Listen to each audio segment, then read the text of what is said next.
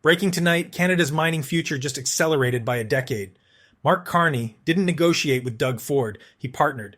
Tensions are rising in global supply chains tonight.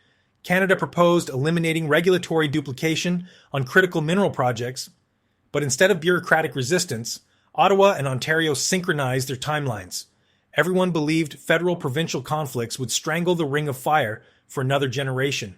Bay Street expected environmental reviews to drag into the 2030s. International mining companies assumed Canada's regulatory maze was impossible to navigate. They were all utterly incorrect. And what happened next reveals exactly why Carney's approach to federal-provincial cooperation is about to reshape not just Canadian mining, but global battery supply chains. Ottawa term. December 19th, 2025. Standing beside Ontario Premier Doug Ford at a ceremony that mining executives had been praying for, Prime Minister Mark Carney signed an agreement that changes everything about how Canada develops resources. If duplication slows sovereignty, we eliminate it immediately. One project, one review, one decision. Translation: Ottawa just told the world that Canadian competence is back, and the country sitting on $60 billion worth of critical minerals is finally ready to move. And what happened next? The nation that streamlined federal-provincial cooperation reveals exactly why Canadian mining is about to reshape global battery supply chains, while America scrambles to reduce dependence on Chinese processing. Dear viewers, between today's signing and the construction beginning in 2026, something extraordinary is happening in Canadian resource strategy. The bureaucracy that paralyzed projects for decades just collapsed. Two levels of government that fought over jurisdiction just agreed to synchronize. And the Ring of Fire, remote, resource-rich, and strategically critical, became the testing ground for a new model of Canadian development that respects Indigenous leadership while accelerating economic sovereignty. This isn't just about one mining region in Northern Ontario. This is about the fundamental transformation of how Canada approaches resource development and the rise of federal-provincial cooperation as the answer to American supply chain chaos. Let's talk about what just changed. The Ring of Fire sits 540 kilometers northeast of Thunder Bay, fly-in access only. 2 First Nations, Webakee and Martin Falls, leading environmental assessments. 3 roads planned to connect provincial highways to their communities and mining operations. Construction timeline 2026. And now, for the first time in Canadian history, federal impact assessments will run on the exact same schedule as provincial environmental reviews. The mining industry calls this one project, one review, one decision. Carney calls it eliminating stupidity.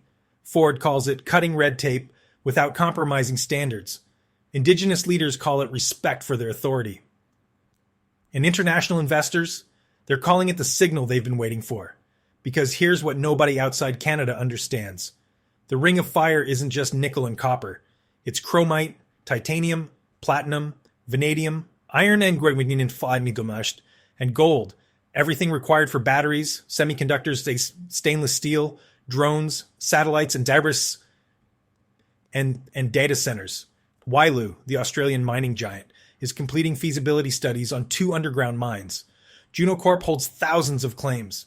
Teck Resources, fresh from merging with Anglo American, owns significant deposits. Canada Chrome Corporation is positioned throughout the region, over 40,000 claims staked. Decades of potential production, and until today, regulatory timelines that made development nearly impossible. The United States right now is begging China for battery minerals. Trump's tariff threats destabilized American supply chains. Tesla sources lithium from overseas. Ford Motor Company depends on foreign processing. The entire American electric vehicle transition runs through Chinese refineries because Washington never built domestic capacity.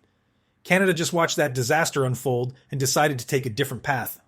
Mark Carney's approach to the Ring of Fire represents everything his government stands for. Indigenous partnership, not imposition. Federal-provincial cooperation, not conflict. Environmental standards maintained, not suspended. And regulatory efficiency that respects both sovereignty and science. The deal announced today does 3 things simultaneously. First, it eliminates duplicative federal-provincial assessments. Ontario conducts environmental reviews. Ottawa conducts impact assessments. Historically, these processes ran separately, with different timelines, different standards, and constant jurisdictional battles.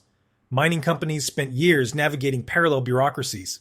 Now, synchronized, the federal government commits to completing its assessment on Ontario's timeline. Second, it establishes joint federal-provincial cooperation on navigable waters, species at risk, and migratory birds, all traditionally federal jurisdiction, instead of separate processes, integrated review. Instead of competing authorities, shared responsibility.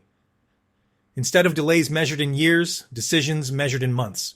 Third, and this matters enormously, it removes the need for Doug Ford's controversial special economic zones. Ford's government passed legislation last spring, giving itself power to suspend provincial and municipal laws in designated areas. The goal was speeding up mining projects. The reaction from First Nations was outrage. Indigenous leaders saw it as colonial overreach disguised as economic development. Environmental groups called it regulatory capture. Even Ford's allies worried about precedent. But here's what the special economic zone debate revealed. Ontario was desperate to cut through regulatory paralysis. Ford was willing to use nuclear options because traditional approaches weren't working. The federal government, under previous leadership, would have fought Ontario in court for years. Carney? He picked up the phone and negotiated. The agreement announced today makes special economic zones unnecessary, not by weakening standards, but by coordinating review processes, not by suspending laws, but by eliminating duplication, not by overriding Indigenous authority, but by respecting it. Webequie First Nation and Martin Falls. First Nation are leading the environmental assessments on the three roads. They set the pace. They define the terms.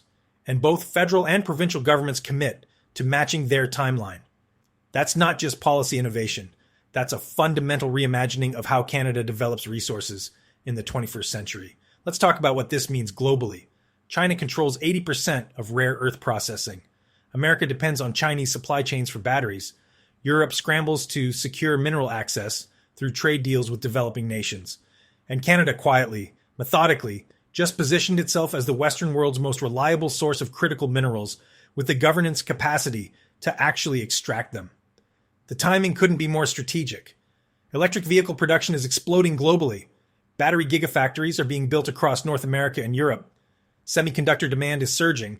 Data center construction requires massive mineral inputs. And every single one of these industries needs the materials sitting under northern Ontario. Wyloo's feasibility study on Eagle's Nest is nearly complete. 2 underground mines, nickel and copper for batteries. Production timelines accelerating. And now with federal-provincial regulatory coordination, investment decisions that might have taken 5 years could happen in 18 months. But here's what separates Canada's approach from everyone else. The roads being built aren't just mining access, they're community infrastructure. Webequie and Martin Falls are fly-in communities. Limited economic opportunities, high costs, isolation. The roads connect them to provincial highway systems. They enable economic participation.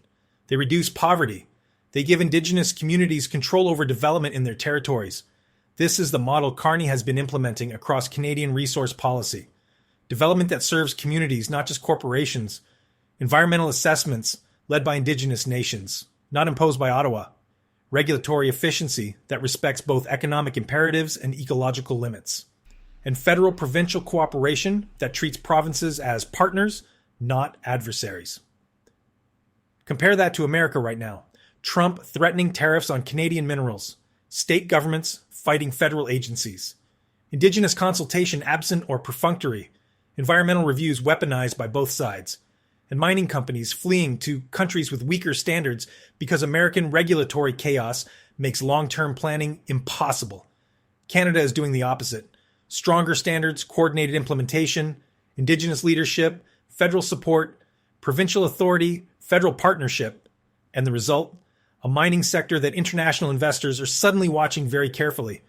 The agreement also establishes something called a Regional Assessment Working Group for the Ring of Fire, understanding cumulative impacts, coordinating multiple projects, ensuring development doesn't overwhelm ecosystems.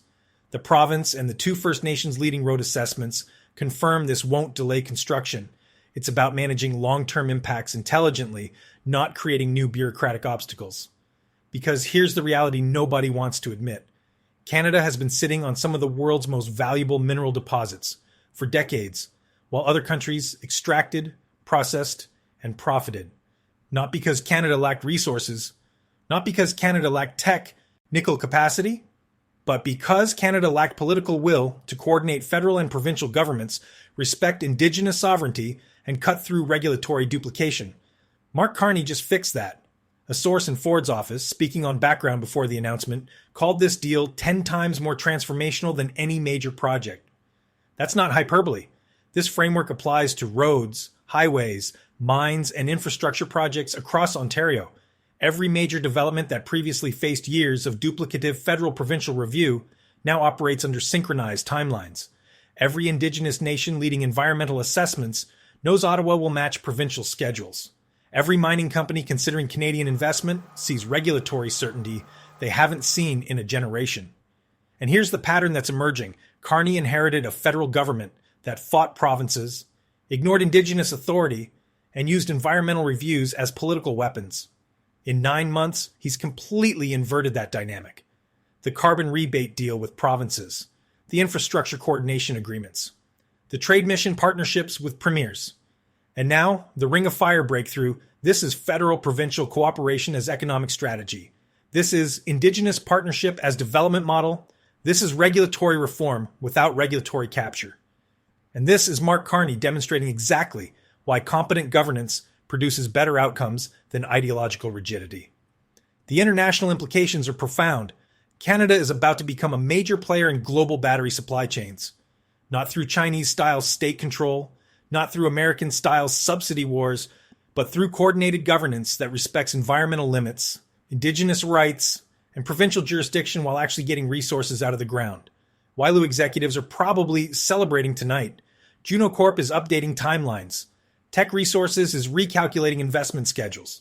And mining companies in Australia, South Africa, and South America are looking at Canada and wondering when their governments will figure out how to coordinate across jurisdictions the way Carney and Ford just did.